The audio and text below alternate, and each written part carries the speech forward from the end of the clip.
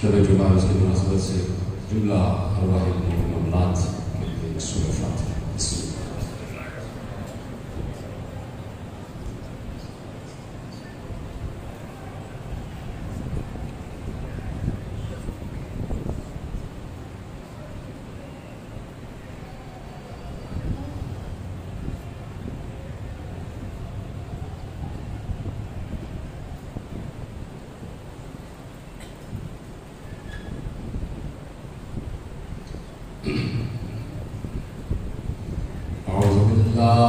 السميع العليم من الشيطان اللعين الرجيم. بسم الله الرحمن الرحيم. الحمد لله المعروف من غير رؤية والخالق من غير الذي لم يزل قائما دائما إذ لا سماء ذات أبراج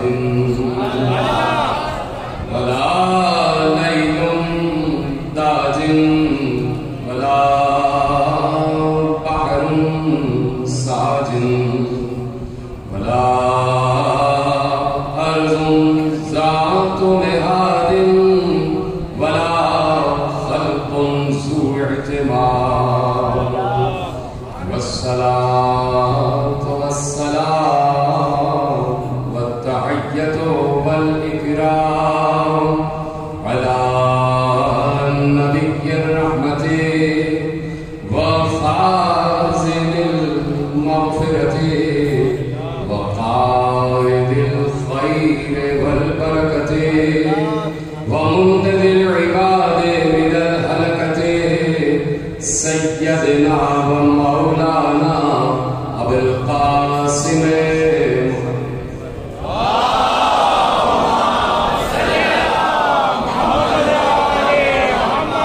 أهل بيته الطيبين الطاهرين المعصومين المظلومين المنتخبين المنتجبين الذين أذهب الله عنهم الرجس وطهرهم تطهيرا.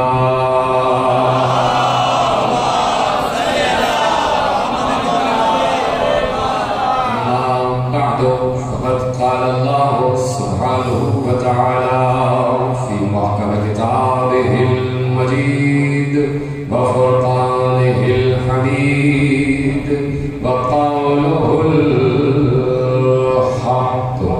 بسم الله الرحمن الرحيم. من يؤت الحكمة فقد أوتي خيرا كثيرا. صلوات الله.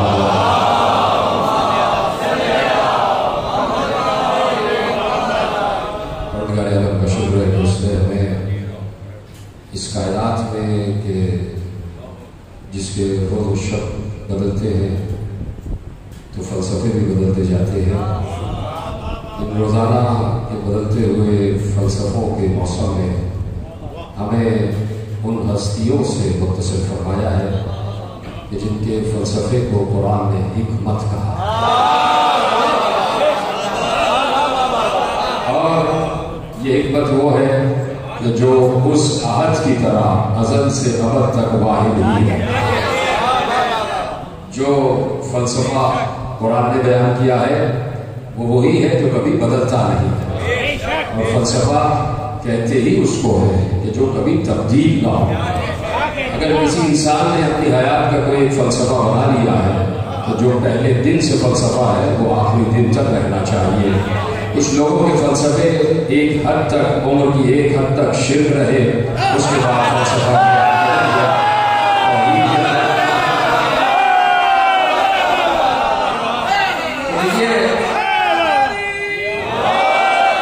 یہ جو فلسفہ ہے جسے آپ अपनी ज़बान में फिलॉसफी कहते हैं। ये कहाँ से चला है ये आप मुझसे बेहतर जानते हैं और बताने की ज़रूरत ही नहीं है। ये भी दो लफ्ज़ों का मजमुआ है, फिलो और सफ़ी। तो फिलॉसफी जो है, और यहीं से मैं अपने गुफ्तगू से मुत्तसिल होना चाहता हूँ। पढ़ा लिखा मजमा मेरे सामने बैठा है, मैं फिर आपसे अर्ज़ करूँ कि कुल 40 या 45 मिनट, जैसे कल मैंने अर्ज़ किया, उतनी ही मुख्तसर बात होगी। और मैं फिर से आपको चादर ज़हरा के साए में दे रहा हूँ। जहाँ जहाँ मेरी आवाज़ पहुँच रही है वो सब चादर ज़हरा के साए में है और वो सब अलग हज़रत अब्बास के साए में है। और इंशाअल्लाह हुआ करें, एहतियात ज़रूरी है, SOPs पर अमल करना बहुत ज़रूरी है। और मैं अक्सर एक जुमला कहता हूँ कि SOPs पर सबसे ज़्यादा हम अमल करते हैं। और 1400 बरस से पैगम्बर ने जो मिंबर के SOPs मुकर्रर किए थे, आज तक हम SOPs से हटे नहीं। जो पैगम्बर ने स्टैंडर्ड ऑपरेटिंग प्रोसीजर्स मिंबर के दे दिए थे, और वो सामने की बात है कि वो सबसे पैगम्बर ने जो अव्वलीन SOPs मिंबर के दिए वो सबके सामने है, और वो हमारे सामने नहीं दिए, हम मौजूद नहीं थे। पैगम्बर ने मिंबर के SOPs 1,25,000 सहाबा के सामने दिए और सबसे कहा मिंबर का एक ही SOP है, मन को तो मौला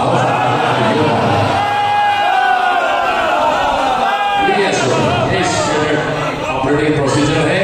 तो खुदा आपको सलामत रखे, आपको हर आई हुई वबा से, हर बला से, हर बीमारी से, हर बरस से महफूज रखे, और आप महफूज हैं। जो चादर ज़हरा के साए में आ जाता है, कल भी मैंने अर्ज़ किया कि जो बस्म तत्हीर में आ जाता है उसे नजासत छू नहीं सकती। अगर ये आई हुई वबा नजासत है तो अपने दिल में साहिबान तत्हीर को बसा लो, तत्हीर होगी, वहाँ नजासत नहीं है। सबसे बड़ी बात है, सबसे बड़ा इलाज है, कोई किताबत चमकाने की बात नहीं की है, मैंने एक फलसफा के हवाले कर दिया है। तो इसलिए मैंने कहा कि ये दो लफ्ज़ों से मिलकर बना है, फिलो और सफ़ी। तो अब ये दो लफ्ज़ कहते क्या हैं? बड़े लिखे लोग बैठे हैं, मेरी बात पे यकीन ना आए तो पूछ लीजिएगा, जो फलसफा हयात को चलते फिरते आपके सामने दोहराते जाते हैं और जिन्होंने बताया है कि वो बहुत बड़े फलसफे दान भी हैं और बहुत बड़ा फलसफे का इल्म भी रखते हैं, उनसे पूछिएगा कि फिलोसफी। मैंने कहा कि दो लफ्ज़ हैं जो मिलके फिलोसफी बन गया। फिलो कहते हैं मोहब्बत करने वाले को, और सूफी कहते हैं अक्ल को। फिलोसफी का मतलब ये है कि अक्ल से मोहब्बत करने का अमल। फिलोसोफर उसे कहते हैं जो अक्ल से मोहब्बत करे। तो अब मैं पूछना चाहता हूं कि क्या अक्ल तब्दील होती रहती है? क्या अक्ल बदलती रहती है? अगर ऐसा कोई कहता है तो उसने ना कल अक्ल को समझा है, ना आज अक्ल को समझा है, ना क़यामत तक अक्ल को समझेगा। इसलिए लोग कहते हैं कि मोहब्बत का भी एक फलसफा है। आज लोग तो कहते हैं कि मोहब्बत भी एक फलसफा है। बाद उससे आगे बढ़ जाते हैं कि इश्क भी एक फलसफा है, इश्क का भी एक फलसफा है। तो मैं कहता हूँ सबसे बड़ा फलसफा, जहां से मैंने गुफ्तगू का आगाज किया है, कि कुरान ने सबसे बड़ा फलसफा दिया है, और कुरान सबसे बड़े फलसफी का कलाम भी है। और उस फलसफी ने जिसके कलाम को कलाम पाक कहते हैं, जिसके कलाम को कुरान कहते हैं, उस फलसफी ने यह बात कह दी है कि अक्ल यहीं पर मैंने गुफ्तगू कही ना आपसे कि लोग कहते हैं कि इश्क भी फलसफा है, मोहब्बत भी फलसफा है। तो मुझे कहीं कुरान में कोई धूली भटकी आयत दिखा दो कि अल्लाह ने ये कहा हो कि तुम इश्क क्यों नहीं करते, तुम मोहब्बत क्यों नहीं करते। जहां भी कहा यही कहा, तुम अक्ल से काम क्यों नहीं लेते, तुम अक्ल से काम क्यों नहीं लेते। सूरह मोहम्मद ने साथ फरमा दिया कि तुम अक्ल से काम क्यों नहीं लेते, तुम अक्ल से काम क्यों नहीं लेते। कहीं नहीं है कि तुम इश्क से काम क्यों नहीं लेते, कहीं नहीं है कि तुम मोहब्बत से काम क्यों नहीं लेते। ना इश्क की तरफ इशारा है, ना मोहब्बत की तरफ इशारा है। अगर कहीं इशारा है, चलो जुमला रोक दिया मैंने, इसलिए अगर फौरन बात कह देता तो शायद हज़रत अभी आप ना उठा दे। इश्क एक अलग चीज है, मोहब्बत एक अलग चीज है। मोहब्बत देखने से होती है, इश्क देखने से होता है, इश्क ज़ाहिरी सिफात से होता है, मोहब्बत ज़ाहिरी सिफात से होती है। दो दोस्तों में मोहब्बत है, जब मिल गए मोहब्बत का जज्बा जाग गया, बैठे 1 घंटा 2 घंटे मोहब्बत की बातें होती रही, चले गए तो उन्हें अपने कामों से काम है, इन्हें अपने कामों से काम है, फिर मिलेंगे, फिर मोहब्बत हो जाएगी। अल्लाह ने कहा ऐसी मोहब्बत नहीं चाहिए जो कभी मिले तो हो गई, नहीं मिले तो नहीं हुई। कहा हमें वो मोहब्बत चाहिए जो अक्ल के साथ हो, इश्क के साथ ना हो। इश्क के साथ जो मोहब्बत हो वो मोहब्बत ही कहलाती है, और अक्ल के साथ जो मोहब्बत हो उसे मोहब्बत कहलाती है।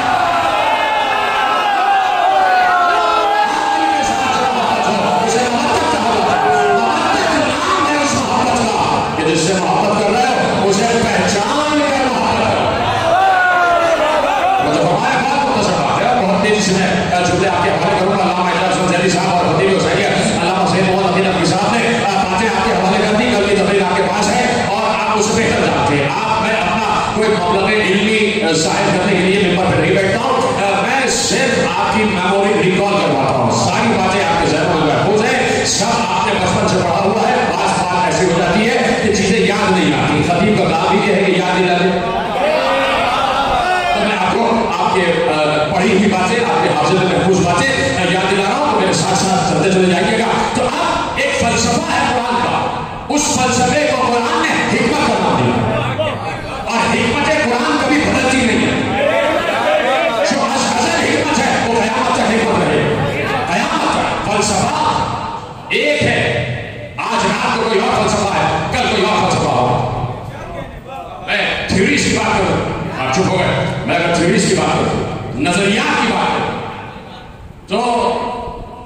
तो नजरियात की बात यह है कि एक दौर गुजर गया, एक बड़ा तवील दौर गुजर गया। जानने वाले, तहकीक करने वाले, उलूम की तशरीह करने वाले इस बात पर रुके हुए थे कि ये जो आखिरी सत्ता है उसे हम कहते हैं, और अब उस मैटर के मजीद टुकड़े नहीं हो सकते। Neither it can be created nor destroyed. फलसफा जो साइंस के लोग बैठे बेहतर जानते हैं कि मैटर आखिरी टुकड़ा है, ना ये पैदा हो सकता है ना खत्म हो सकता है, बस इसके बाद इसके टुकड़े नहीं हो सकते। दुनिया चलती रही, इसी फलसफे पर चलती रही, इसी उसूल पर चलती रही, इसी नजरिए पर चलती रही। आगे किसी ने कह दिया नहीं भाई इसके और टुकड़े हो सकते, क़यामत तक टुकड़े किए चले जाओ। पिछले फलसफे को नजरिए को रद्द किया, वही नजरिया चल रहा है जिसे आप ये नजरिया इजाफत कह लीजिए या जिसे आप एटॉमिक थ्योरी कहें, चल रहा है। तो क्यों ना उनसे मुत्तसिल रहे कि जिन्होंने असल जो बात कही वो क़यामत तक चलती चली जाए, क्यों ना उनसे मुत्तसिल हो जाए। और यही दलील का फलसफा जो कि अभी आपने सुना कि मुत्तसिल रहना तो इलाही हिकमत से, मुत्तसिल रहना तो इलाही फलसफे से, और वो फलसफा कहीं ढूंढना नहीं, किसी किताब से तलाश न करना, वो फलसफा हमने अपने नबी के कल पर उतार दिया, और वो फलसफा बदलेगा, वो हिकमत कभी बदलेगी नहीं। इसलिए अल्लाह ने कहा कि अक्ल से काम क्यों नहीं लेते। और फिलॉसफी का मैंने आपके सामने तर्जुमा कर दिया कि फिलॉसफर किसे कहते हैं, जो अक्ल से मोहब्बत करे, जो अक्ल से मोहब्बत करे। ये अक्ल है क्या? यही से बात आगे बढ़ी, ये अक्ल है क्या? अक्ल उस वक्त तक समझ में नहीं आ सकती जब तक अक्ल अमल से मुत्तसिल ना हो जाए। पैगंबर मस्जिद मिंबर नबवी पर तशरीफ फरमा है, कायनात की हकीकत पर बात हो रही है, कायनात की इब्तिदा पर बात हो रही है, और पैगंबर ने कहा सबसे पहले अल्लाह ने मेरी रूह को खल्क किया। फिर कहा सबसे पहले अल्लाह ने मेरे नूर को खल्क किया। फिर कहा अल्लाह ने सबसे पहले लौह को खल्क किया। फिर कहा अल्लाह ने सबसे पहले कलम को खल्क किया। फिर कहा अल्लाह ने सबसे पहले अक्ल को खल्क किया। लोग परेशान हो गए कि कभी कहते हैं लौह पहले है, कभी कहते हैं कलम पहले है, कभी कहते हैं रूह पहले है, कभी कहते हैं नूर पहले है, कभी कहते हैं अक्ल पहले है। क्या यार रसूल अल्लाह इन पांचों में पहला कौन है? इसलिए कि पहला तो पहला ही होगा ना, और कोई उसके बाद आएगा तो दूसरे नंबर पर होगा, तो पहला कौन है? या रसूल अल्लाह कभी आप कहते हैं लौह पहले, कभी कहते हैं कलम पहले, कभी कहते हैं रूह पहले, कभी कहते हैं नूर पहले, कभी कहते हैं अक्ल पहले। तो पैगंबर ने कहा तुम समझे ही नहीं, यही तो हिकमत है, यही तो फलसफा है कि अक्ल भी मैं हूं, लौह भी मैं हूं, कलम भी मैं हूं, नूर भी मैं हूं। तो अगर कोई फलसफे की तशरीह और तशहीर करना तो उसे ये बताना चाहिए कि फलसफा कहते हैं अक्ल से मोहब्बत को, और अक्ल अव्वल मोहम्मद है। जहां मोहम्मद की मारिफत ही नहीं, मैंने जुमला कुछ और कहना था लेकिन आज ये गुफ्तगू रिकॉर्ड हो जाती है, इधर चली जाती है। जहां मुस्तफा की मारिफत ही नहीं तो वहां अक्ल को कौन पहचानेगा, और जहां अक्ल को ना पहचाना गया वो अपने को सब कुछ कहे फलसफी का है। और मोहम्मद की पहचान अगर हो गई, मोहम्मद ने मिंबर पर बैठ कर कहा सल्लल्लाहु अलैहि वसल्लम, मुस्तफा ने मिंबर पर बैठ कर कहा अली अल्लाह को ये पहचानना सिखा देने और तुम्हारे। कैसे हो सकता है कि कोई मोहम्मद मोहम्मद तो करे और अल्लाह का मुनकिर हो जाए? ये कैसे हो सकता है? कोई मोहम्मद मोहम्मद तो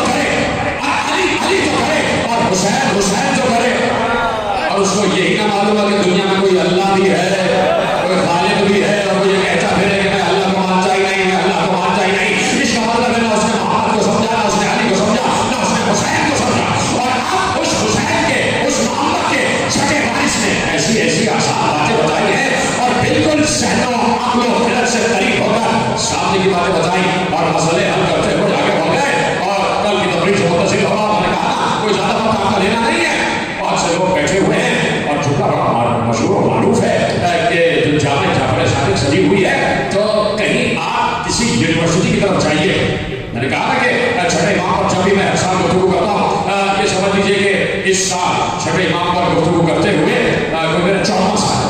14 تقریریں اور پچھلے سال بھی 2 تقریریں ہوئی, اب یہ 2 تقریریں, تو گویا 16 تقریریں ہو چکی ہیں, 16 یا 17 تقریریں اور ساری ریکارڈ پر محفوظ ہیں. تو میں ہمیشہ کچھ فکری بات آپ کے حوالے کرتا ہوں, بلکہ آپ سے سیکھنے کے لیے بیٹھا ہوا ہوں. تو آپ جو جانے سارے امام محمد باقر علیہ السلام اور اس کے بعد میرے چھٹے امام نے اس کو آگے بڑھایا. کہیں کسی یونیورسٹی میں جاؤ, یونیورسٹی میں بھی پڑھا ہوں اور جتنے لوگ یہاں بیٹھے پڑھے ہوئے, تو کہیں کسی یونیورسٹی میں جائیے, مختلف شعبے ہیں, مختلف ڈپارٹمنٹ سے مختلف فیکلٹیز ہیں, ہر ڈپارٹمنٹ میں پھر مختلف شعبے ہیں اور اس کے ہر شعبے کے ساتھ ساتھ ایک استاد موجود ہے.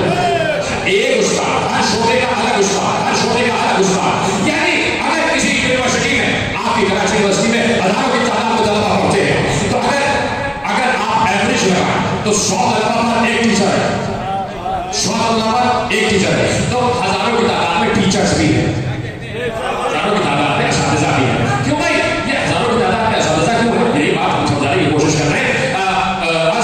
امت مسلمہ کو کیوں بھائی یہ ہزاروں کی تعداد میں اساتذہ کیوں ہے؟ استاد تو کہتے ہیں اس کو جو جانتا ہو, جو عالم ہو, تو ایک ہی استاد سب کو کیوں نہیں پڑھاتا؟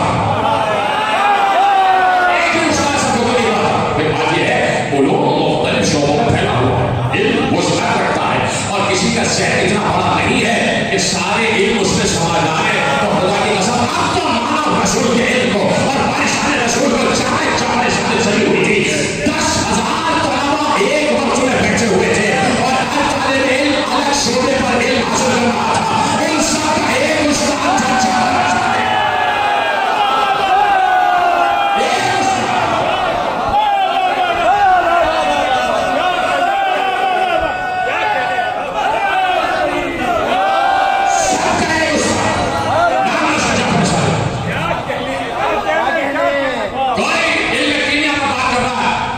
رسول کا بارش سارے دنیا پر ایسے بات کر گئے کہ آج تک جابر بن حیان کی کتابیں پڑھائی جاتی ہیں.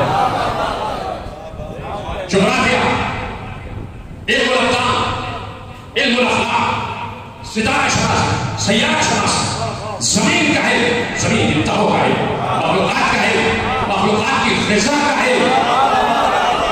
سب سے بڑھ کر جو لیکچر ہے میرے مولانا وہ علم توحید پر. افضل ابن عمر سے جو بات کی ہے پورا علم توحید پر ایک چیپٹر ہے جس کی آج تک تشریحات لکھی جا رہی ہے. علم الابدان پر جو بات کی ہے ایسی بات کوئی کر نہ سکا.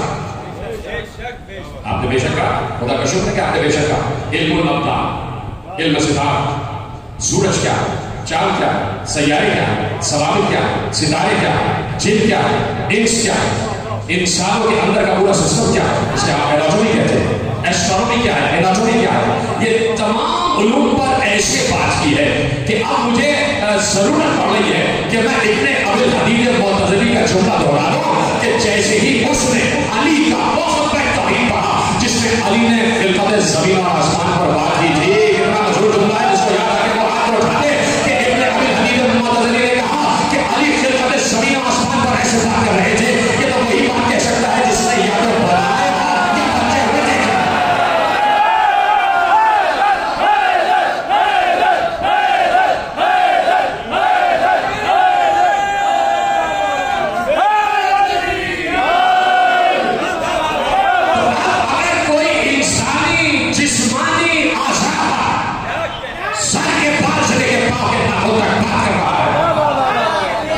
یا تو اس نے بنایا ہے یا بنایا ہے یا بندے دیکھا. حکمتیں بتائی پورا خطبہ پڑھ چکا ہوں کہ پوچھنا میں نے پوچھا یہ بات کیوں ہے, یہ مسان کیوں ہے, سر میں سراخ کیوں ہے, یہ پیشانی ایسی کیوں ہے, یہ بھائی یہ آگ جو ہے بادامی شکل کی کیوں ہے, چوکور کیوں ہے. سوال کرنے والے بھی تو ایسے ملے نا مولا کو, دل خوش ہو گیا ہوگا مولا کہ بھائی ایسے ہی تھے بس میں علی میں جنہوں نے علی نے مجھ سے پوچھا سوال تو اس طرح کہ تم نے نہ رہا تو کسی بدبخت نے کھڑے کو پوچھا میرے سر کے بعد تو بتائیے کتنے ہیں. علی نے کہا بتا دو تم کا کتنے ہیں, تو گنے گا کیسے. اسے کہتے ہیں حاضر جواب, اسے کہتے ہیں سامنے کی بات کرنا جس کے لیے کسی فلسفے کی ضرورت ہو. فلسفے میں مت ہوا, حکمت سے بات. آپ نے کہا کہ मौइज़ा हसना और हिकमत के साथ बात की जाए। तो अब एक एक लफ्ज़ के बाद ये नाक ऐसी क्यों है, पीनी ऐसी क्यों है, इसके थोड़ा नीचे क्यों, ऊपर क्यों नहीं, ये होठ क्यों है, ये दांत क्यों है, ये दांत क्यों है, ठीक है। ये पाँव जो है ये आगे की तरफ है और घुटने जो है आगे की तरफ क्यों झुकते हैं, पीछे की तरफ क्यों नहीं झुक जाते, ये तलवों में खला क्यों है, सब चीजें पूछिए और वाला जवाब देते चले गए, जवाब देते चले गए। देखिए मुझे अभी यकीन फरमाया, पेपर की कसम खा के रहा, अभी मुझे बात याद आ गई, मैंने पूरा खुतबा पढ़ा है, हर चीज दोहराऊंगा नहीं, लेकिन उसने पूछा कि ये हथेली पर बाल क्यों नहीं, कहीं इधर बाल क्यों नहीं, और जिसके मुख्तलिफ हिस्सों में खाल पर बाल है, ये हथेली पर बाल क्यों नहीं। तो मौला ने लॉ ऑफ फ्रिक्शन पर बात की। जी मैं आपके सामने बात कर सकता हूं,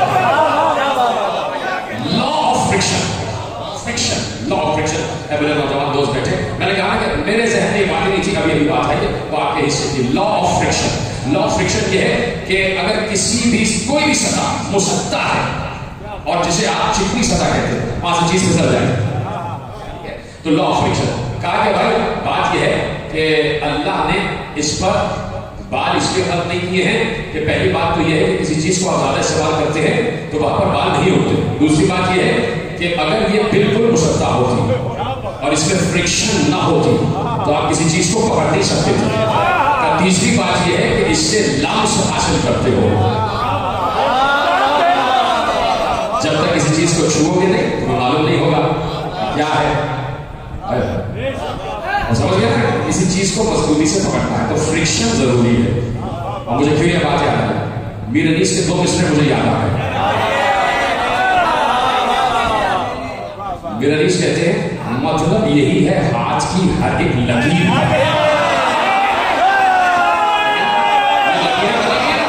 इसने फ्रिक्शन कायम की। अगर ये लकीरें ना होती, बिल्कुल मुसत्ता होता, आप किसी चीज को थाम नहीं सकते थे। तो मीर अनीस ने कहा कि मतलब यही है आज की हर एक लकीर का, मतलब यही है आज की हर एक लकीर का कि दामन न छूटने पाए जनाबे आई।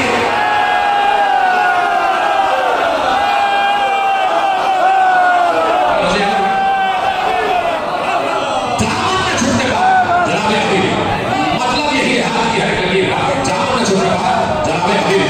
तो इसको कहते हैं फलसफा, ये है फलसफा। एक एक अज़्व बलद की हिकमत और बात की है कि अल्लाह ने यूं खल्क किया। तो पूछ रहा है और मौला जवाब देते चले जा रहे, जवाब देते चले जा रहे। आगे ये बताइए कि अब देखिए तौहीद पर बात हो रही है, इजाजत है गुफ्तगू आगे बढ़े, मिलके बाबा से बुलंद दूर पढ़े, बाबा से बुलंद पढ़े।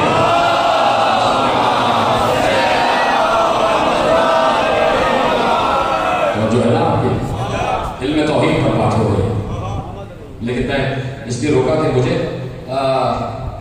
एक बहुत बड़े ताबेई सुफियान सौरी उनका एक जुमला याद आ गया और एक रिवायत याद आ गई, इजाजत से पेश की जाए और यही से तौहीद पर आ जाऊंगा। इतनी पुरलुत्फ रिवायत तब ताबेई, आप समझते हैं तब ताबेई, यानी एक तो सहाबा है, फिर एक ताबेई, सहाबा को जिन्होंने रसूल को देखा, ताबेई जिन्होंने सहाबा को देखा, तबे ताबेई जिन्होंने ताबेई को देखा, उनसे मुलाकात हुई। तो तबे ताबेई जो वो है सुफियान सौरी, और ये सौरी इंग्लिश वाला नहीं, ये गारे सौर वाला, ये गारे सौर वाला सुफियान सौरी। और ये सूफियत के भी आला तरीन अव्वल तरीन तबके से ताल्लुक रखते थे। और सबसे पहले सूफियों की खानकाह इन्होंने रमला जो शाम में इलाका है वहां इन्होंने सूफियों की खानकाह था, मोहतरम, ठीक है, समझ गए ना मोहतरम का मतलब। तो वो कहते तारुफ इसलिए जरूरी था कि रवायत आपके हवाले कर रहा हूं। वो कहते कि मैं हज के मौके पर मैंने देखा रसूल का छठा वारिस जाफर सादिक अलैहिस्सलाम जाए और बैतुल्लाह की तरफ जाए और कदमों से चलते हुए जाए। ये सबब था कि हमने सुना कि हर इमाम पैदल सफर करता था हज के लिए, पैदल। हमने सुना 25 बाप प्याला है इमाम हुसैन अलैहिस्सलाम ने लिखी है, बाप प्याला पैदल जाते थे हज के सफर के लिए। तो कहा कि मैंने इमाम सादिक को देखा कि पैदल जा रहे थे, पैदल जा रहे थे। ये हमें सिखाने के लिए होता है ताकि हम भी उस सीरत पर अमल करें और यही दुआएं मांगते हुए पैदल चले जाएं, चाहे ज़ियारत पर जा रहे हो, चाहे हज बैतुल्लाह के लिए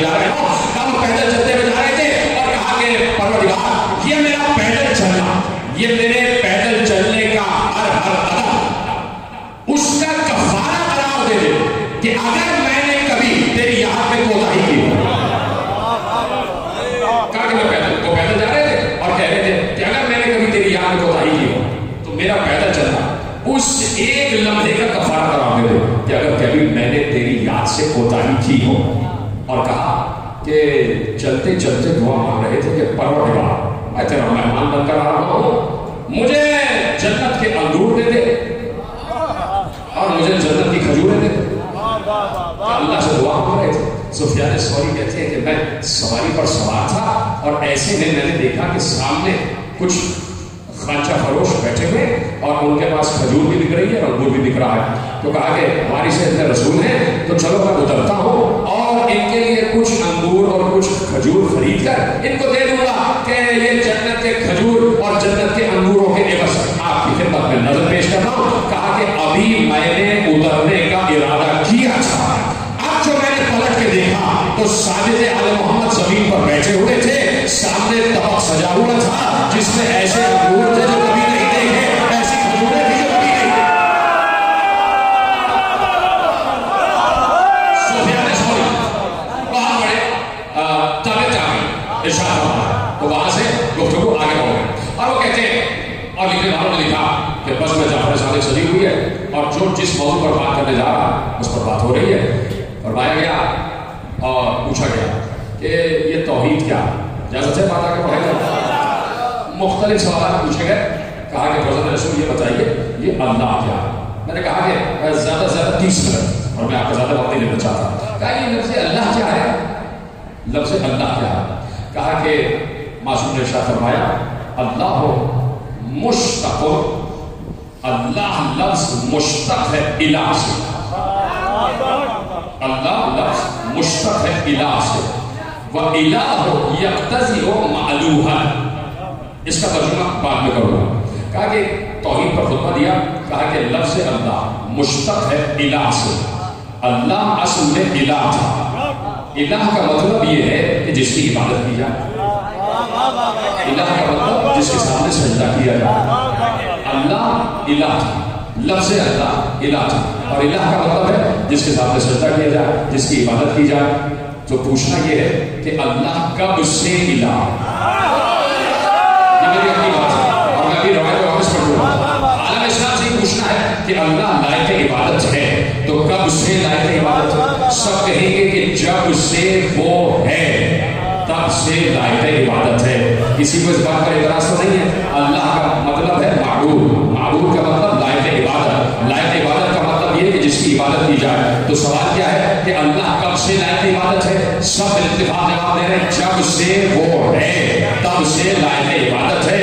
کوئی نہیں بتا سکتا کہ کب سے وہ ہے, اس لیے کہ زبان کی سانسیں ٹوٹ جائیں گی, نہ اس کی ابتدا بتائی جا سکتی ہے نہ اس کی انتہا بتائی جا سکتی ہے. بس یہ سمجھ لو جب سے وہ ہے تب سے لائق عبادت ہے. تو امام جعفر صادق نے جو آگے بڑھایا کہ الالہ مشتق الہ, اللہ جو ہے مشتق ہے الہ سے, والہ یقتضی معلوم, اور معبودیت کا تقاضا یہ ہے کہ کوئی عابد بھی ہو, معبودیت کا تقاضا یہ ہے کہ کوئی عابد بھی ہو.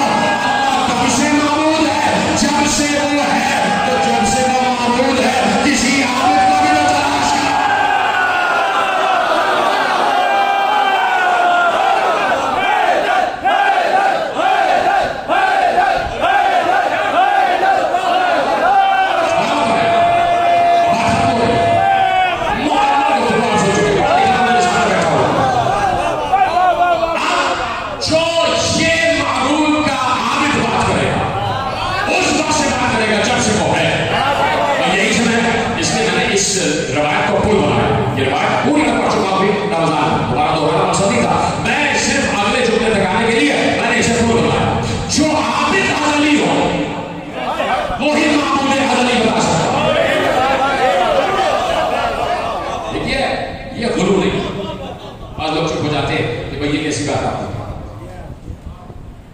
بھی نہ تلاش کر. کہ ہم نے اللہ کو اور آل محمد کو دو اینٹیٹیز بنایا. جو خاموش ہیں وہ سر مارتے مارتے بتائیں گے, جب تک وہ بولیں گے ان کا نام نہیں لوں گا. بول رہے ہیں. بات یہ ہے کہ یہ کوئی لالچ نہیں ہے, یہ کوئی لالچ نہیں. یہ بات یہ ہے کہ میں صحیح کہہ رہا ہوں یا غلط. وہاں سے آپ بولتے ہیں آپ صحیح کہہ رہے ہیں. اتنی سی بات اجاز صاحب کہہ رہے تھے, نبی صاحب بھی کہہ رہے تھے. تو ہمارے یہاں بت پرستی حرام ہے. اگر کوئی خود ہی بت بن کے بیٹھ جائے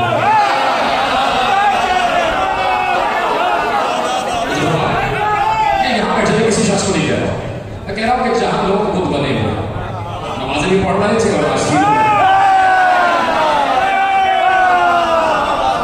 تو اس کنفیوژن کو دور کرنے علیہ السلام کہ ہم نے اللہ اور آل محمد کو دو اینٹیٹیز نہیں بنایا. اللہ اللہ اور آل محمد آل محمد. جملہ دے جا رہا ہے, خالق خالق ہے, مخلوق مخلوق. مسجود مسجود ہے, ساجد ساجد. شاہد شاہد ہے, مشہور مشہور. دیکھیے مجھے اگر کوئی کہے, یہ علامہ محسوظ رضوی صاحب بیٹھے تھے, ان کے متعلق آپ مجھے بتائیے ان کا تعارف کیا. تو چونکہ میری ملاقات ان سے شاید 2 سال پہلے ہوئی, تو ان کی اور میری ملاقات حادث ہے, قدیم نہیں ہے.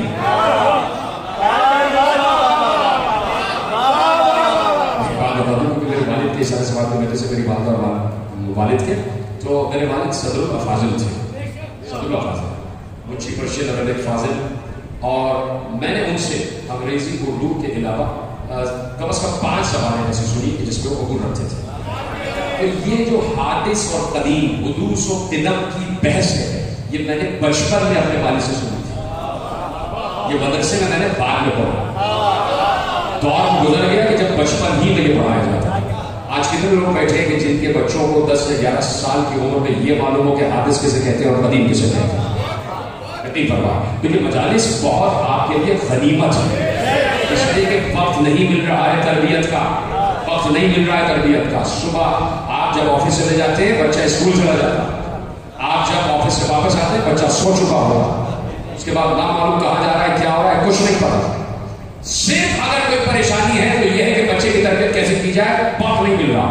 تو غنیمت ہے کہ مجلس سے 24 گھنٹے میں اگر پریشانی ہے کہ بچے کی تربیت کا وقت نہیں مل رہا, تو کہیں سن لو کہ حسین آئے ہوئے ہیں, بچے کا ہاتھ پکڑو اور لے کے آؤ. یہ ہے سب سے بڑا تربیت. مجلس بڑی لگے گا اور کل کی تقریر سے متصل ہو گیا. تو کہیں اینٹیز نہیں. اگر کوئی کسی کو کہے کہ بتاؤ اس کا تعارف کیا ہے, تو جب تک وہ اس کی ابتدا سے نہیں بتائے گا تب تک اس کا مکمل تعارف کیسے کرے. اب اگر کسی نے پوچھ لیا کہ اللہ ازلی ہے تو کیسے, تو کوئی اس کے ازل ہی کو نہ جانتا ہو تو سمجھائے گا کیسے. اب یہیں پر حد فاصل قائم ہو جاتی ہے, چونکہ آپ چھپ ہوئے تو دوسرے نے کہا پریشان نہیں ہو رہے آپ, یہیں پر حد فاصل قائم ہو جاتی ہے. خدا حکیم صاحب کو بھی اس سے عطا فرمائے. حد فاصل یہ قائم ہو جاتی ہے کہ اب یہیں سے فیصلہ کرنا. فیصلہ کیا کرنا, دیکھیے قرآن میں ایک آیت ہے اور پیغمبر نے ایک حدیث ارشاد فرما دی, اور جب آپ مردے کو قبر میں اتارتے ہیں صرف 2 منٹ رکو اور اس کے بعد واپس اپنی گفتگو کی طرف آ جاؤ. مردے کو جب قبر میں اتارا جاتا ہے تو ایک حق کی فہرست دلوائی جاتی ہے. یہ حق ہے, یہ حق ہے, یہ حق ہے, یہ حق ہے. قبر حق ہے, ملک تقدیر کا سوال حق ہے, حشر حق ہے, میزان حق ہے, جنت حق ہے, جہنم حق ہے, فرشتے حق ہے, تطائر کتب جتنی کتب ہے وہ سب حق ہے, وہی حق ہے, یہ سب حق ہے نا, حق کی فہرست ہے. تو پوری حق کی فہرست دلوائی جاتی ہے, زمین سے لے کے آسمان تک, آسمان سے لے کے کعبہ حسین تک, اور جہاں تک مشرقین و مغربین پھیلے ہوئے سب کا سب حق ہے. جب کہہ دیا کہ زمین بھی حق ہے, آسمان بھی حق ہے, سورج بھی حق ہے, چاند بھی حق ہے, ستارے بھی حق ہے, انبیاء بھی حق ہے, رسول بھی حق ہے, اوصیاء بھی حق ہے, اولو العزم بھی حق ہے, جن بھی حق ہے, انسان بھی حق ہے, جنت بھی حق ہے, جہنم بھی حق ہے, عرش بھی حق ہے, کرسی بھی حق ہے, لوح بھی حق ہے, قلم بھی حق ہے, حسین کا سب حق ہے نا. لیکن حق کی پہلے سے روکی نہیں. ایک بات قرآن نے کہا اگر رسول حق کو مصطفیٰ بھی حق ہے. جب یہ ساری فہرست گنوانی تو مصطفیٰ نے کہا الحق مع علی و علی سنی الحق مع علی وعلی الحق, علی کے ساتھ ہے, علی حق کے ساتھ. تو یہ بات سمجھ میں آ گئی, بات سمجھ میں آ گئی. لیکن بات حساس ہو گئی کہ صرف حدیث یاد ہوگی نہیں, بات پیغمبر کا پروردگار حق کو وہاں موڑتا جا جدھر جدھر علی موڑ دے. آپ نے داد دے دی مشہور معروف حدیث ہے, بکر سے افسوس ہے, آپ نے آج آگے داد دے دی کہ یہاں کوئی ایسی بات نہیں آ رہی کہ حق کو وہاں موڑتا جا جدھر جدھر علی موڑتے جائے. کوئی خطرناک بات نہیں ہے, کوئی حساس بات نہیں ہے. لیکن بات یہ ہے کہ قرآن میں سورہ حج میں اللہ نے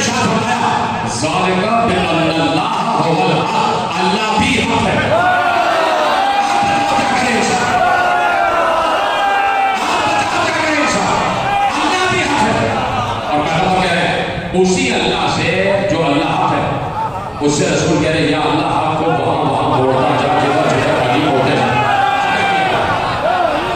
آپ کیا کیا؟ یہیں سے حد فاصل غائب ہو جاتی ہے، یہیں سے انسان جو رائے پہ کھڑا ہو جاتا ہے، اس لیے کہ اللہ بھی حق ہے اور پیغمبر کی حدیث بھی حق ہے. مستند مؤثر حدیث ہے، اس میں کوئی شک نہیں ہے کہ پیغمبر نے کہا حق کو وہاں دوڑتا جا جدھر جدھر علی ہوتے چلے جائے. اللہ بھی حق ہے، تو اب کیا کیا جائے؟ کیا اپنی طرف سے عقیدہ بنا لیا جائے کہ نعوذ توحید بھی یعنی اللہ بھی علی کے پیچھے ہے، یا وہ بات کہی جائے جو بات کہنے کے حقدار ہے. یہیں پر انسان جو راہ پہ کھڑا ہو جاتا ہے، دو راستوں پہ کھڑا ہو جاتا ہے، یا تو بگڑ کر نصیری بن جائے یا سنبھل کر سلمان بن جائے. یا تو بگڑ کر نصیری بن جائے یا سنبھل کر سلمان بن جائے. آپ کیا مطلب؟ یہ ان کو جو غلو بار کہتے ہیں، ان کو سمجھانے کے لیے کہہ رہا ہوں کہ بار غلو نہیں ہوتا، ہر بار غلو کے زمرے میں نہیں آتے. اب کیا کیا جائے؟ اس لیے قرآن کہہ رہا ہے کہ اللہ حق ہے اور حدیث کہہ رہی ہے کہ حق علی کے پیچھے. اب کیا کیا جائے؟ تو اب حدیث کو قرآن سے، قرآن کو حدیث سے تحلیل کرنا پڑے گا، اور اب یہاں حدیث کی تعبیر کرنا پڑے گا. یا حدیث کی تفسیر نہیں ہوگی یا حدیث کی تعبیر ہوگی. جب رسول نے کہہ دیا یہ سب حق ہے، سننے کے لیے تیار ہے، میں کلیدی جملہ آپ کے حوالے کر رہا ہوں. جب رسول نے کہہ دیا یہ سب حق ہے اور حق علی کے پیچھے ہے اور اللہ بھی حق ہے، یہ تو کہا ہی نہیں جا سکتا کہ اللہ کسی کے پیچھے ہو. وہ علیحدہ بات ہے کہ اللہ پشت پناہ ہوتا ہے.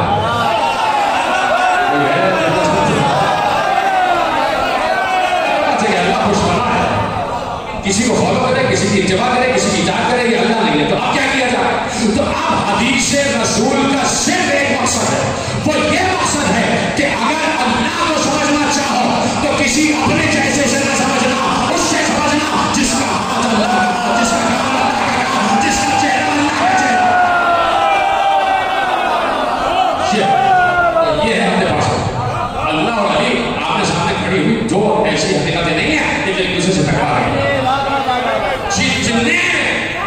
جتنے جو بھی معجزات، اختیارات، تصرفات اس اللہ کل قدیر کے پاس ہے، وہ سارے کے پاس، سارے کے سارے جملہ بڑی صراحت سے کہہ رہا ہوں، جتنے بھی اختیارات کلی اس کے پاس ہے، سوائے اس کے کہ اس کی ذات تک کوئی نہیں پہنچ سکتا. باقی اس کے جتنے صفاتی اختیارات ہیں وہ سب کے سب علی کے پاس ہے، علی محمد کے پاس ہے. فرق کیا؟ صرف اتنا سفر اور اسے اپنے قلوب میں ڈھال لیجیے اور لکھ لیجیے اپنے لوح قلم پر کہ جو کچھ اس کے پاس ہے وہ ان کے پاس ہے. صرف ساتھ کہہ چکا، جو کچھ اس کے پاس ہے وہ ان کے پاس ہے. فرق کیا ہے؟ یہ میرا بتایا ہوا فرق نہیں ہے، یہ میرا بتایا ہوا فرق نہیں ہے. یہ اصول کافی سے لے کے مصباح الہدایہ تک، یعنی کلینی سے لے کے خمینی تک سب نے لکھا ہے. یہ میرا بتایا ہوا فرق نہیں ہے، سب نے لکھا. جو کچھ اس کے پاس وہ ان کے پاس. فرق کیا ہے؟ فرق یہ ہے نوجوان دوست اسے لوح قلم پر لکھے، فرق یہ ہے کہ اللہ کے پاس جو کچھ ہے وہ اس کا ذاتی ہے، ان کے پاس جو کچھ ہے وہ اس کا عطا کیا ہوا ہے.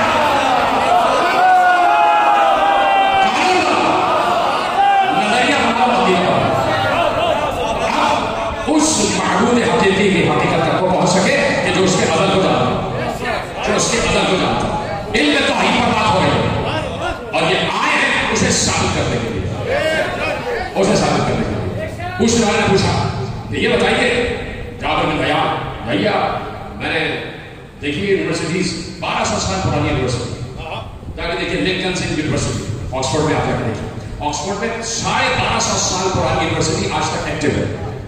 شرم آنی چاہیے مسلمانوں کو. وہ یونیورسٹیز بنی تھی جامع جعفر صادق کی بازگشت سننے کے بعد. اللہ بنی کہتے تھے یا وہ ممبر پہ بیٹھے تھے ذاکر کی بات پر یقین نہیں. جعفر صادق علم نالج سائنس فلسفہ حکمت کی باتیں کر رہے تھے. انہوں نے کہا ہمارے پاس بھی ایسی یونیورسٹی ہونی چاہیے اور چونکہ اس سے متاثر ہوگا. یہ جامع جعفر صادق کے مقابلے میں نہیں بنائی گئی، جو چیزیں ان کے مقابلے پہ آئی ہیں یہ ان سے متاثر ہو گیا. آگے بڑھیے اور وہیں سے قائد اعظم نے جہاں سے پڑھا لنکن سے، لنکن سے کے جو صدر دروازے کا جملہ لکھا ہے وہ انہوں نے ایسے کالج، ایسے لا کالج جو جہاں سے جو اس کی بنیاد رکھی ہے سندھ مدرسۃ الاسلام، اس پر بھی کوئی جملہ لکھا ہے کہ enter to learn, go forth to serve. یہی لنکن جن سے انہوں نے لیا. اور آج بھی اگر آپ لنکن جن میں جائیں گے تو قائد اعظم کی تصویر لگی ہے محمد علی جناح. آپ مانے یا مانے دوسرے مانتے ہیں. اب وہ آپ الگ کہہ دیتے کہ وہ شیعہ تھے اور سنی تھے. ہم یہاں وہ بات نہیں کرتے. آپ تو دیکھتے کون عالم ہے کون جاہل ہے. تو یہ بحث جا رہی تھی اور ان کے سوچے پوچھ رہے تھے. لوگ مختلف امور پر باتیں کر رہے تھے. جابر بن حیان بیٹھ گیا اور اس نے معصوم سے علم حاصل کرنا شروع کیا. گیبر مشہور انگریزوں نے اس کا نام گیبر رکھ دیا اور اس کا علم کیمیا مشہور. ٹھیک ہے. اس نے پہلے بات اس نے کہا یہ بتائیے سب سن رہے ہیں میری ساتھ. اس نے کہا فضل رسول یہ بتائیے کہ یہ آواز کی بھی کوئی رفتار ہوتی ہے. میرے تو ڈاکٹر کھڑے ہو جاتے ہیں جب میں یہ باتیں پڑھتا ہوں اور کیا کیا باتیں کی. اس نے کہا کہ آواز کی بھی رفتار ہوتی ہے. مولانا نے کہا آواز کی رفتار ہوتی ہے. آواز سفر کرتی ہے. اس نے کہا کہ آواز سفر کرتی ہے. کہا آواز سفر کرتی ہے. کا کوئی دلیل؟ اور اس کی کتنی رفتار ہے؟ کہ دیکھو جب تم دیکھتے ہو دور ایک لوہا ہے اور وہ لوہے کو لوہے سے توڑ رہا ہے تھوڑا مار رہا ہے تو تم دیکھتے ہو نا کہ چنگاری ایک دم تم دیکھتے ہو کہ جب دو لوہے ٹکراتے ہیں تو وہ چنگاری ابھرتی ہے. تو چنگاری تم فوراً دیکھ لیتے ہو لیکن اس ضرب کی آواز تمہارے کان میں بعد میں آتی ہے.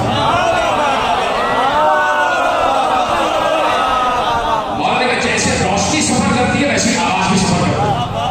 اور روشنی آواز سے تیز سفر کرتی ہے. آواز کی رفتار روشنی کی رفتار سے کم. 1,86,000 kilometre per second 1,86,000 kilometre per second یہ روشنی کی رفتار. کہا کہ آواز کی رفتار روشنی کی رفتار سے کم ہے اور وہ تمہارے پاس دیر سے پہنچی. اس کو کہتے ہیں امام. اس کو کہتے ہیں الہی نمائندہ. کبھی بھی اللہ کسی کی محنت کو ضائع نہیں کرتا. میں نے کہا کہ میں ابھی بیٹھے بیٹھے 6,000 معجزات سنا دوں اور تقریر حامل کر دوں لیکن فکری بات آپ کے حوالے کر رہا ہوں. کبھی بھی یہ الہی مزاج ہے. اللہ کسی کی محنت کو ضائع نہیں کرتا. یہی الہی مزاج آل محمد تک آیا. وہ کیسے دلیل دے رہا ہوں. کہا یہ جو آواز ہے نا یہ سفر کرتی ہے. آواز سفر کرتی ہے. کہا اس کی جو اس کے سفر کی رفتار ہے وہ کتنی ہے؟ اللہ کسی کی محنت کو ضائع نہیں کرتا. اسے ایکنالج کرتا. مولانا دوستوں نے اسے ایکنالج کرتا ہے نا. اللہ نے کہا ہم کسی کی محنت کو ضائع نہیں کرتے. ان اللہ لا یضیع اجر المحسنین. ہم کسی کی محنت کو ضائع نہیں کرتے. یہی الہی مزاج آل محمد تک آیا کہ وہ کسی کی محنت کو ضائع نہیں کرتا. جب بات کہیں سے حق آ جائے تو ضروری نہیں کہ اس حق کو کاٹ کے اپنی بات کہی جائے. اس کو دوہرا دینا ہی پڑتا اور اسے ایکنالج کر دینا. اسے ایکنالج کر دینا. اس میں کسی کی ذلت نہیں ہو جاتی. اگر کسی کا جملہ سنا ہوا اس کے نام سے پڑھ دیا جائے تو ذلت نہیں ہوتی ہے نا. تو آپ کہا کہ کیا آواز سفر کرتی ہے؟ کہا کہ روشنی کی رفتار زیادہ ہے آواز کی رفتار سے. آواز کی رفتار سلو ہے. روشنی کی رفتار زیادہ ہے. روشنی تمہارے آنکھوں میں پہلے آتی ہے اور آواز بعد میں آتی ہے. تمہارا اس کی رفتار کیا ہے؟ اس کی رفتار کیا ہے؟ سنیے کہ اب سے کئی 100 برس پہلے یونان میں ارشمیدس نے اس کی رفتار بتائی تھی. تو میں نے کہا تھا کہ اللہ بھی کسی کی محنت کو ضائع نہیں کرتا. تو آل محمد بھی کسی کی محنت کو ضائع نہیں کرتا. اس ارشمیدس نے اس آواز کی رفتار کا سفر بتایا تھا. کہا کہ اس نے کیا بتایا تھا؟ کہا اس نے بتایا تھا کہ اگر 400 گز سے اوپر کہیں ضرب ماری جا رہی ہے 400 گز کے اوپر کہیں ضرب ماری جا رہی ہے تو اس ضرب کی آواز اس ضرب سے ابھرنے والی روشنی تو ودن مائکرو سیکنڈ پہنچ جائے گی. میں نے استعمال کیا کہ سیکنڈ سے بھی کم لمحے میں پہنچ جائے گی. لیکن اس کی آواز جو 400 گز کے فاصلے پر لوہے میں لوہے ضرب ماری جا رہی ہے اس کی آواز 8 سیکنڈ بعد آئے گی. اور مولانا نے کہا یہی بات صحیح ہے. اختیار اتنا ہے. کاش کہ میری بات سمجھ لیں اگر صاحبان معرفت ہے. اختیار جعفر صادق کا اتنا ہے کہ اس کے فلسفے کو رد کرنے کے لیے اگر کن کہہ دے تو وہ آواز جو 8 سیکنڈ میں آ رہی وہ 6 سیکنڈ میں بھی آ سکتی ہے. میری بات سمجھ گئے تو میں آپ کو سلام کرتا ہوں. لیکن کسی نے بات کہہ دی تو اسے اکنالج اسے انڈورس کر. اسے کہتے ہیں حکمت. اسے کہتے ہیں غصہ لانا. وہ کیسا آل محمد کا چاہنے والا ہے جس کی نظر میں غصہ ہی نہ ہو. غصہ نظر ہی کرتا. اچھا تو یہ آواز سفر کرتی ہے اور 8 سیکنڈ کہ قسم سلام میں نے پڑھا تو میرے قلب میں جابر کا مقام کہاں پہنچ گیا. کہا کہ اچھا یہ 8 سیکنڈ میں آواز سفر کرتی ہے تو یہ 8 سیکنڈ میں آ جاتی 400 گز کے پاس میں. تو مولا اللہ تو عرش پر ہے, وہاں سے وہی جو آتی ہوگی پیغمبر کا کوئی مشکل بات نہیں, وہ تو عرش پر ہے, وہاں سے جو وہی آتی ہوگی وہ تو بہت سینکڑوں برس بعد پہنچتی ہوگی, اس لیے عرش کا فاصلہ تو بہت ہے. تو اب یہ ہے علم توحید. کہا سنو یہ جو عرش ہے نا اللہ کے لیے استعارہ ہے, یہ بتانے کے لیے کہ وہ بہت بلند ہے, نہیں تو اللہ جتنے میرے قریب ہے اتنے تمہارے قریب, اور جتنے میرے اور تمہارے قریب ہے اتنے ہی ہر نبی کے قریب ہے. اس کو کوئی عرصہ نہیں کرتا اپنی وہی نبی تک پہنچانے کے لیے, وہ کون کہتا ہے بات پہنچ جاتی ہے, کون کہتا ہے بات پہنچ جاتی ہے, اس کو کوئی نہیں کرتا, وہ ہر بندے کے قریب ہے. دیکھیے بات سے بات نکلنا اس کو کہتے ہیں, اور مجھے خود لطف آ رہا ہے کہ میں کیا آپ کے حوالے کروں. بات سے بات نکلنا, پہلا جملہ دوسرا جملہ, اچھا پھر وہاں سے تو یہ آتی ہوگی, کہا نہیں اللہ ہر بندے کے قریب ہے اور اپنے نبی بھی قریب ہے, بس وہاں سے بات چلتی کون کہتا ہے اور آواز پہنچ جاتی.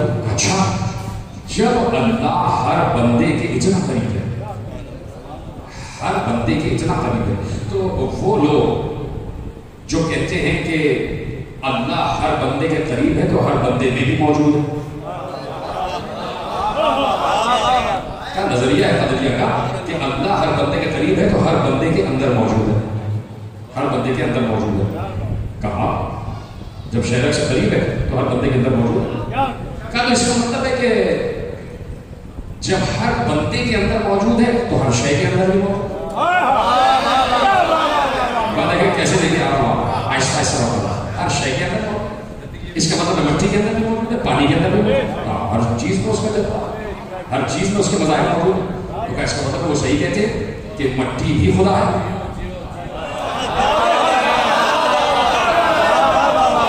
نوجوان دوستوں کا شکر گزار کرنے کے لیے وہ صحیح کہتے ہیں کہ مٹی بھی خدا اور انسان بھی خدا, اس لیے کہ اس کے اندر خدا موجود ہے.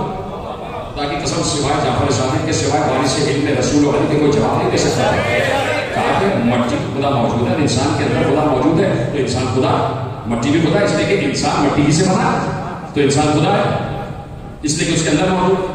سنیں گے جواب, اگر آپ کو بھاشا کے دعوت دے سکے تو مسکرا ضرور دیجیے گا. ایسا عجیب جواب ہے. سنو یہ چراغ دیکھا کہاں کا چراغ جلتا کیسے, کیا اس کے اندر تیل ہوتا, کیا تیل کے ذریعے سے چراغ جلتا, چراغ میں تیل ہوتا ہے, کیا تیل یہ کہہ سکتا ہے کہ وہ چراغ ہوتا ہے؟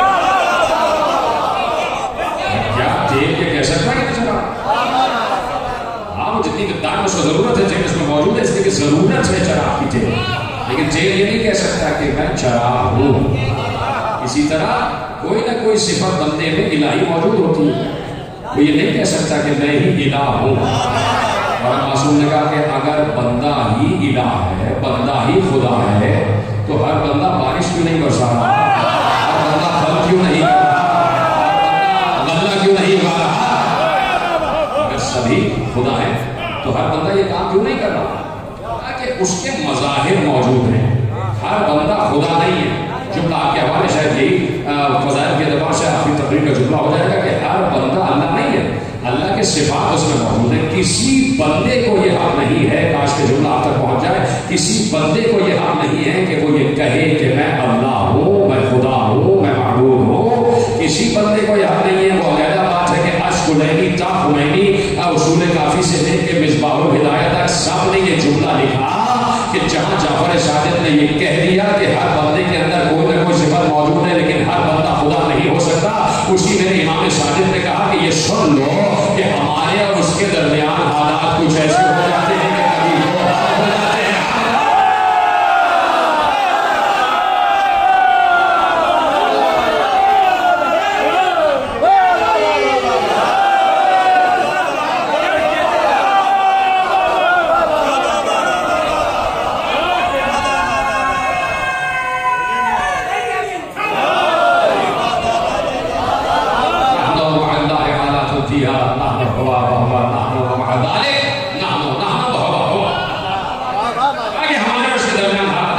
کہ کبھی ہم وہ ہو جاتے ہیں کبھی وہ ہم ہو جاتے ہیں، اس کے باوجود وہ ہے ہم ہے، معبود ہے ہم عابد ہے، خالق ہے ہم مخلوق ہے، شاہد ہے ہم مشہود ہے ہم شاہد ہیں. اور جو فرما ہے آگے بڑھا رہا ہوں، ایک منٹ آپ کو لینا چاہتا ہوں اس لیے کہ میرے ذہن میں بات آ جاتی ہے اور وہ اگر رک جائے گی تو مجھے افسوس ہوگا کہ میں یہ کہہ کیوں نہ سکا. سوال کیا بات ہو گئی، چونکہ میں نے بات کی نا مختلف شعبوں میں، مجھے ایک روایت اور یاد آ گئی کہ اس نے بات کی علم افلاک، ایسٹرونومی، یہ جو علم ستارہ سے، اس نے کہا کہ یہ ہر چیز اس کو خلا میں باقی رہنے کے لیے کسی سہارے کی ضرورت ہے. تو یہ جو میں دیکھتا ہوں جتنے سیارے ہیں کسی سہارے کے بغیر ہیں، یہ کیسے؟ دیکھیے یہ بھی آپ نے بھی پڑھا، میں نے پڑھا، ایک ہوتی ہے سینٹریپیٹل فورس اور ایک ہوتی ہے سینٹریفیوگل فورس، یعنی ایک ہوتی ہے قوت جاذبہ اور ایک ہوتی ہے قوت دافع.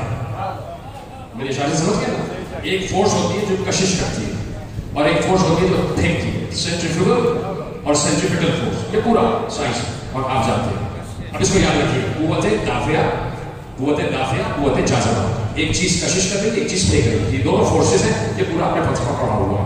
تو کہا کہ یہ ستارے جو ہیں یہ گرتے کیوں نہیں؟ یہ بڑے سارے ایسے سینکڑوں کروڑوں اربوں کھربوں ستارے سیارے اسی طرح ہم دیکھ رہے ہیں. کہا کہ یہ صرف معصوم نہیں کہہ سکتے. کہا کہ تم نے کبھی وہ اپنے بچوں کو کھیلتے ہوئے دیکھا ہوگا کہ بہت بڑے کپڑے میں پتھر ڈال دیتے تھے. کیا تم نے کبھی کپڑے میں پتھر باندھ کے گھمایا؟ کہاں گھمایا؟ کیا کبھی گھماتے گھماتے روکا؟ ایسا کیا کبھی؟ کہ جب گھماتے گھماتے روکو گے نا پتھر نیچے گر جائے گا، جب تک گھماتے رہو گے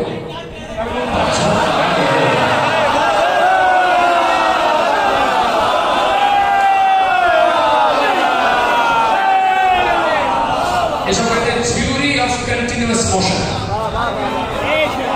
یہ سب اپنے matric board, theory of continuous motion.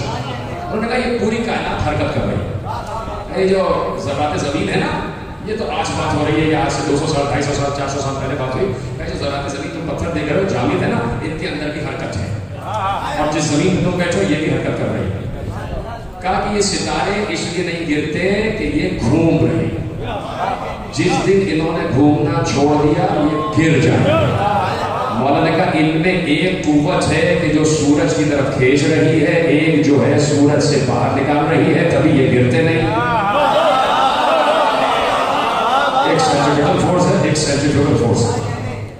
لیکن میں نے اس پہ کہا کہ موزہ بھی سن لیجیے. آپ سنیں گے کہ شاید میں ایسی بات کر رہا ہوں، موزہ بھی سن لیجیے. ابھی میں نے سفیان ثوری کا تذکرہ کیا. ایک اور بڑے صوفی گزرے ابراہیم ابن ادہم، یہ بھی بات باقی صاحب ابراہیم ابن ادہم، ایک اور صوفی گزرے. وہ اور 3-4 لوگ اور اسی میں ایک پیغام چھپا ہوا ہے، ایک بڑی باریک اور حساس بات. میں مسکرا رہا ہوں اور آپ بھی مسکرائیں گے. تو کہا کہ امام کے ساتھ چلے. امام اور معصوم اور نبی کبھی بھی نہ زیادہ لمبے ڈگ بھرتے ہیں اور نہ زیادہ چھوٹے، مناسب و متناسب رفتار ہوتی. اور جس نے بھی نبی کو دیکھا اور کہا کہ نبی چلتے کیسے تھے؟ کہا اتنے آہستہ بھی نہیں اور تیز بھی نہیں، اور کہا ایسے جھک کے چلتے تھے جیسے کوئی پہاڑ سے نیچے آ رہا، ایسے چلتے تھے. متناسب و مناسب رفتار، قدر جس کو ڈگ بھرنا کہتے ہیں، نہ زیادہ لمبے نہ زیادہ چھوٹے. امام چلے اپنی متانت کے ساتھ، اپنے پیغام کے ساتھ چل رہے تھے. یہ کچھ تیزی کے لوگ تھے، ہمیشہ کچھ لوگ تیزی میں رہتے ہیں، جو تیزی میں رہے گا وہ کچھ حاصل نہیں کر پاتا، نقصان اٹھاتا. کچھ لوگ تیزی میں تھے، امام چل رہے تھے، یہ سارے امام سے آگے چلے گئے، امام سے آگے چلے گئے. اب امام سے آگے چلے گئے، امام آہستہ آہستہ چلتے آگے چلے گئے. آگے چلتے چلتے چلتے کافی فاصلہ ہو گیا، بہت آگے چلے گئے. جب آگے چلے گئے ایک شیر بیٹھا ہوا تھا اور شیر خوفار نگاہوں سے ان کو دیکھ رہا تھا اور بیٹھے بیٹھے وہ ایک دم بلند ہوا، اپنے چاروں پاؤں پہ کھڑا ہو گیا، اس کے ناخن باہر آنا شروع ہو گئے. یہ لوگ تھرتھرانے لگے کہ اب شیر حملہ کرے گا. الٹے قدموں بھاگتے ہوئے امام کے پاس آ گئے.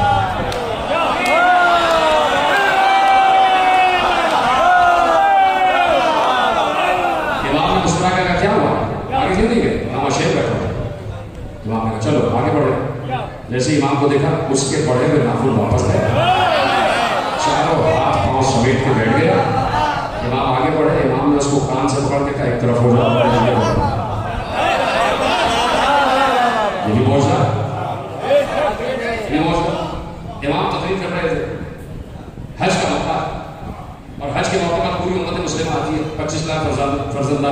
بھی آیا. میں اکثر ایک جملہ کہتا ہوں, فرزندان توحید وہ بھی 25 لاکھ. جب علی کا تذکرہ کرتے ہیں تو کہتے ہیں کہ بھائی علی کو تم نے اتنا بڑھا دیا, نہ ماننے پہ آئے تو علی کو نہ مانے, ماننے پہ آئے تو 25 لاکھ مانے. اس وقت صبح کلاس بھول جاتے ہیں تو 25 لاکھ تو آتے ہیں. اس وقت پوری دنیا سے لوگ آئے ہوئے تھے, کوئی کسی زبان کا بولنے والا, کوئی کسی زبان کا بولنے والا, کوئی کسی زبان کا بولنے والا, مختلف زبانیں بولی جا رہی تھی. سب حج کر کے مکمل کر کے آئے, امام پاک کی خدمت میں آئے, چاہے امام صادق کا خیمہ لگا ہوا تھا, سب آگے تشریف فرما ہوئے, سب بیٹھ گئے, 10 بوسی, قدم بوسی, ابا بوسی, اور اس کے بعد سلام, جواب سلام, اور کہا کہ کچھ خطبہ ارشاد فرمائیے. مولانا نے فصیح و بلیغ خطبہ ارشاد فرمایا. کوئی سواحلی زبان بولنے والا تھا, کوئی حبش کی زبان بولنے والا تھا, کوئی حجاز کی زبان بولنے والا تھا, کوئی یمن کی زبان بولنے والا تھا, کوئی ہند سے آیا تھا, کوئی کہیں سے آیا تھا, کوئی کہیں سے آیا تھا, کوئی قومی زبان بولنے والا تھا, کوئی عبرانی زبان بولنے والا تھا, کوئی سوریانی زبان بولنے والا تھا, مختلف زبانیں بولنے والے.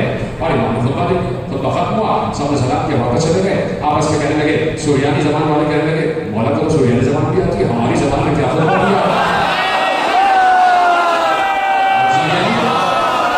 سواحلی زبان, حبش کی زبان والے کہنے لگے کہ بھائی ہماری زبان میں خطبہ دیا, کیا خطبہ دیا ہے. جو فارس سے آئے تو انہوں نے کہا فارسی زبان بھی آتی ہے, کوئی ہند سے آئے تو انہوں نے کہا سنسکرت بھی آتی ہے, کوئی یمن سے آیا تھا کیا لہجہ یمنی میں بات کی ہے, کوئی حجاز سے آیا تھا کیا حجاز کے لہجے میں بات کی ہے. جب آپس میں بات کرنے لگے تو سب کے ایک دوسرے کے کان میں جملے پڑے. جب سب کے ایک دوسرے کے کان میں جملے پڑے تو سب ایک دوسرے کے سامنے آگے کہنے لگے کہ یہ کیا بات کر رہے ہو, فارسی میں تھوڑی, وہ تو سواحلی میں بول رہے تھے, سواحلی میں نہیں, وہ تو حبش میں بول رہے تھے. دستوں غریبان ہو گئے. اور یہ بات پہنچی, غلام نے بتایا, آپس میں ڈٹے ہوئے ہیں, جھگڑ رہے ہیں کہ آپ نے ہماری زبان میں, ہماری زبان میں, ہماری زبان میں. کیا سب کو بلا کے لے جاؤ, سب آ گئے. کیوں جھگڑ رہے ہو, آپ اللہ کے اس زمین پر نمائندے ہیں, اور اس کے لیے یہ بات واجب ہے کہ ہر زبان جانتا ہو. میں نے اپنی زبان میں بات کی, ہو چاہیے تھا کہ تم نے اپنی زبان میں سنا, تم نے اپنی زبان میں.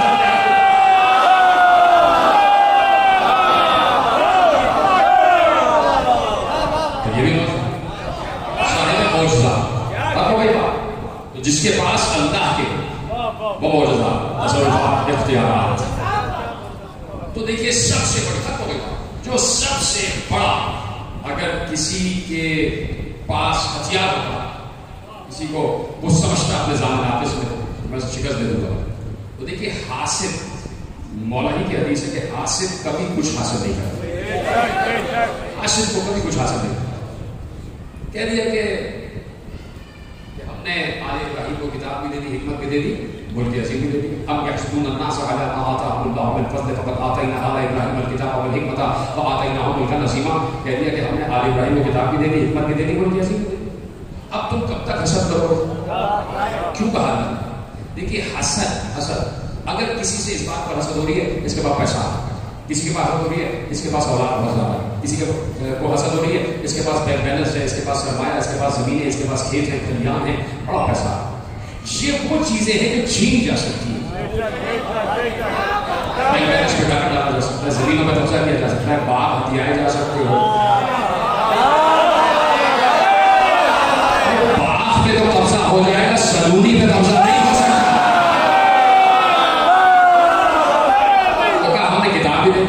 کتاب حسد سے حاصل نہیں ہوگی. ہم نے حکمت بھی دے دی, جہاں سے معاشرے پیدا ہو گئی. ہم نے حکمت بھی دے دی, حکمت حسد سے کوئی حاصل نہیں کر سکتا. آپ نے آل ابراہیم کو ملک عظیم بھی دے دیا, حسد سے تو ملک عظیم حاصل نہیں کر سکتے. ٹھیک ہے, تو اب حسد کرتے چلے جائیں, اور آل محمد سے صرف حسد ہی ہوا. ختم ہو گئی بات. اب یہ بس آپ کے حوالے کر رہا ہوں. امیر المومنین قبرستان سے گزر گئے اور اپنے چاہنے والے سے کہا, یہ دیکھا نا قبریں, کہ اگر یہ 100 قبریں ہیں, ان میں 75 وہ ہیں کہ وہ اس بات پر مرے کہ ان سے حسد کی گئی. حسد بذات خود ایک جادو ہے کہ جو محسوس تک پہنچتا ہے. دیکھو حسد نہ کرو, حاسد کچھ حاصل نہیں کرتا. تو آل محمد سے حسد نہیں ہوا. تو مجھے بتائیے کہ جعفر صادق کو زہر تو نہیں دیا, کیا زہر دینے والے کو صادق کہتے ہو یا کاذب کہتے ہو؟ زہر دینے والے نے صداقت تو نہیں چھین سکا, ان کا موضوع تو نہیں چھین سکا. آج جعفر ہی صادق ہے, اور جعفر صادق کے چاروں طرف جعفر صادق کو درود نے گھیرا ہوا ہے, اور منصور دوانہ نے کے پیچھے لعنت ہی لعنت. اب ہو گئی بات, اب ہو گئی بات. کتنی محنت کی ہے میرے مولا, بڑے بڑے مراحل, بنو عباس بنو امیہ میں جنگ چھڑ گئی تھی تو مولا نے بہت دین کی خدمت کی کل میں پوری تقریب کر چکا 4000 شاگرد اور اس کے بعد 400 کتابیں کوئی وقت میرے مولا نے ضائع نہیں کیا رات کو جاگ رہے ہیں جتنا حصہ عبادت الہی کا ہے وہ ادا کیا اور اس کے بعد پھر شاگرد آ جاتے اتنی محنت امت محمد تک علم پہنچانے کی محنت نہ غذا کا خیال کیا نہ پانی کا خیال کیا نہ دن نہ رات یہ علم پہنچ جائے یہ علم پہنچ جائے علم پہنچ جائے جو نہ صرف اس لیے کہہ رہا ہوں کہ بلایا گیا دربار سامنے محمد بن سلیمان ملعون بیٹھا ہوا ہے حاکم ہے گورنر ہے مدینہ کا اس کے سامنے 2 طبق رکھے ہوئے تھے ایک اس کے نزدیک اور ایک اس کے سامنے رکھا امام تشریف فرما کہا یہ بہترین انگور بھیجے گئے ہیں خلیفہ وقت بھیجو آپ تناول فرمائیں حجت کا تمام کیا جب 3 مرتبہ منع کیا یہاں سے کہا آپ ہمیں ہمیشہ آپ ہم لوگوں کو غلطی سمجھتے آپ نے کبھی ہماری بات نہیں حجت تمام ہو گئی میں ہاتھ سے انگور پیش کرتا ہوں لقائے کب کی منزل آ گئی حکمت الہیہ سامنے آئے ملاقات اس سے اولین منزل رکھتی ہے آئمہ کے لیے سب سے اولین منزل اس سے ملاقات ہے امام نے کھجور امام نے انگور اپنے ہاتھ میں لیے اور میرا دل کہتا ہے یہ کہہ کر تناول کیے ہوں گے آج میں سنت حسن مشتبہ پر سنت سید سجاد تناول کرنے جا رہا ہوں آپ نے سیدھے پہ ہاتھ بات مشہور رکھی ہے جملہ تقریب میں کہتا ہوں اس عاجز کی اس فقیر کی اس کامل کی کلیل کی یہ بات آپ یاد رکھیے گا کہ جو مسائل کے پہلے جملے پر آئے کہتے تھے وہ اپنی قبر کی پہلی رات روشن کرتے روشن اب آپ کی قبر میں اندھیرا نہیں ہوگا آپ فاطمہ کے چھٹے بیٹے پر بھی بیٹھے ہوئے فاطمہ کے چھٹے نام کی بھی بیٹھے ہوئے مسلمانوں سے عرض کرنا چاہتا ہوں کہ یہ مسلمانوں کے امام کا ہی امام ہے مسلمانوں کے امام کا استاد ہے یہ امام ابو حنیفہ اور ابو حنیفہ کے مزید 3 شاگرد تینوں کا استاد ہے ان تینوں کا امام امام جعفر صادق جاؤ بغداد میں دیکھنا امام ابو حنیفہ کی قبر پر آج بھی گنبد بھی ہے اور زری بھی ہے میں جملہ کہہ چکا ہوں مجھے تو میں کافی چاہتا ابو حنیفہ کی تو زری بھی موجود ہے قبر میں موجود ہے بخاری موجود ہے اور ابو حنیفہ کو جس نے مفتی بنایا جس نے عالم بنایا اس کی قبر کا نشان مٹا دیا اس کی قبر مٹا دی آج میرے چھٹے امام کی قبر بھی دھوپ میں ہے کہہ دیا ہوگا یہ کیسے ہو سکتا ہے کہ دادی کی قبر تو بے سایہ ہو جائے اور پوتے کی قبر بے سایہ کیسے رہ جائے ختم ہو گئی بات سننا جملہ آہستہ آہستہ آپ کو لے کے آ رہا ہوں ایک بار اٹھے آئے تھے اپنے قدموں سے چلتے ہوئے لڑکھڑا گئے تو ساتھ آئے ہوئے کچھ لوگوں نے شاگردوں نے سہارا دیا جملہ سن لینا جیسے باہر چلنے لگے تو لوگوں نے زمین پر خون کے نشان دیکھے زہر ایسا تھا کہ پنڈلیوں سے اور ایڑیوں سے خون بہ رہا تھا ایڑیاں پھٹ چکی تھی اور ساتھ ساتھ یہ ہاتھوں کی ہتھیلیاں کبھی موقع ہو تو سنیے گا کہ کیسے کیسے زہر بنائے تھے ان بنو بھائی اور بنو عباس میں زہر کتنے قسم کے بنائے تھے ہاتھوں سے بھی ہتھیلیوں سے بھی خون رس رہا تھا اور پاؤں کی ایڑیوں سے بھی خون رس رہا تھا اور میرا مولانا کھڑا تھا وہ جا رہا تھا شاگردوں نے سہارا دیا ایک بار کہا گھر کی طرف چلے کہا گھر جانے سے پہلے مجھے میرے نانا کے روزے جانے چاہیے رسول کے روزے پر آئے اس لیے زحمت دی تھی ایک جملہ پڑھنا تھا رسول کے روزے پر آئے اور رسول کی قبر کے قدمے کو پکڑ کر کہا نانا آپ نے دیکھا یہ صلہ دیا ہے علم پہنچانے کا یہ صلہ دیا ہے علم کو عالم بنانے کا حضر کو بدلنا بس جا رہی ہے سواری لڑکھڑاتے ہوئے گھر کی طرف جا رہے ہیں خدا سب بھائی اور بہنوں کو سلامت رکھے روایت نے کہا میرا ساتواں امام آنے والا امام جعفر صادق کا کمسن بیٹا بیٹھا ہوا ہے رحل کھلی ہوئی ہے رحل پر قرآن رکھا ہوا ہے اور امام کی چھوٹی بیٹی سامنے بیٹھی ہوئی ہے ساتھ میں امام اپنی چھوٹی بہن کو قرآن پڑھا رہے تھے بہن اپنے بھائی سے کیا سن رہے میرے عزیزو آپ کی آوازیں بدل ہو جائے بہن اپنے بھائی سے قرآن سیکھ رہی تھی کبھی ایسا نہیں ہوا تھا کہ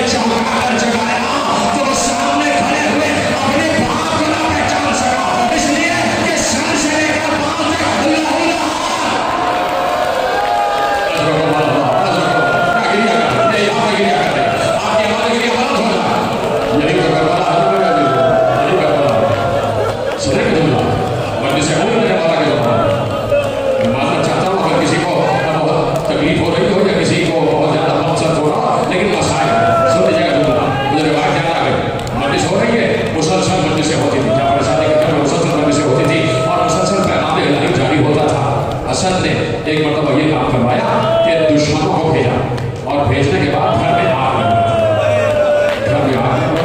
گھر میں آگ لگ گیا تو جعفر صادق گھر میں تنہا تو نہیں تھا جعفر صادق گھر میں تنہا تو نہیں تھے نا ساتھ میں اہل حرم بھی تھے نا بیویاں بھی تھے مقدرات عصمت و طہارت بھی تھی نا تو روایت نے لکھا کہ گھر کو جلتا ہوا دیکھ رہے تھے انہیں جلتے ہوئے شوروں میں سے نکل کے آئے اور یہ کہتے ہوئے نکل کے آئے کہ میں ابراہیم خلیل اللہ کا بیٹا ہوں ایک لمحے کے لیے بھی آگ نے میرے مولا کے جسم پر اثر نہیں کیا لیکن آگ سے نکلتے ہوئے آئے اور ایک بار دروازے پہ بیٹھ گئے اور چلتے ہوئے حجروں کو دیکھنے لگے دیکھتے دیکھتے بے اختیار اپنے سر سے پھینکا سینے پہ ہاتھ مار کے رونے لگے غلام نے کہا کہ مولا گھر چلتا ہوا دیکھ کر رو رہے ہیں کہا یہ دیکھ کر رو رہا ہوں کہ یہ میرے اہل حرم ہے یہ میرے گھر کی خواتین ہے یہ آگ سے بچ کر دوسری طرف جا رہی ہے ان کے سروں پر چادریں ہیں بچوں جو پڑھنا تھا ان کے سروں پر چادریں ہیں اور روتے ہوئے کہا مجھے شام میں غریبہ کا منظر یاد آ گیا جب میری پھوپیاں ایک خیمے سے دوسرے خیمے نہ کسی کے سر پر چادر نہ جاتے جاتے کربلا کو یاد رکھو آپ کی آواز ایک غلط ہو رہا ہے جاتے جاتے کربلا کو یاد کیا گھر میں مجلس ہو رہی ہے مجلسیں ہو گئی ایک روایت اور سن لیجیے گا مجلس ہوئی ذاکر نے مرثیہ پڑھا جتنے لوگ بیٹھے یہ سب کے لیے پڑھو فردن سب سے کہتا ہوں آپ سب کے لیے جتنے لوگ بیٹھے تحفہ لے کے جائیں سب کے لیے کہتا ہوں جتنے رو رہے خصوصاً آپ کے لیے تحفہ دے رہا ہوں روایت مسائل ہو رہے میرا مولا صدر نشین شاہ نشین پہ میرا مولا تشریف فرمائے ذاکر مسائل پڑھا اتنا گریا ہوا کہ کان پڑی آواز سنائی نہیں رہی تھی اور نسبت ہو گئی دوسرے دن پھر مجلس ہوئی امام نے دیکھا ایک شخص سامنے بیٹھا ہوا اور سب قریب بلایا میرے قریب آ جا میرے سینے سے لگ جا وہ تھرتھرا گیا والا میں اور آپ کے سینے سے تو نے کل اتنا گریا کیا ایسا چیخ چیخ کے رویا ایسا سیدھا سر پیٹ کے رویا کہ جب مجلس ختم ہو گئی چھوٹی دیر کے لیے سونے کے لیے لیٹا تو میں نے رات کو اپنی دادی کو خواب میں دیکھا اور میری دادی نے کہا کہ اس نام کے عزادار کو میری طرف سے شکریہ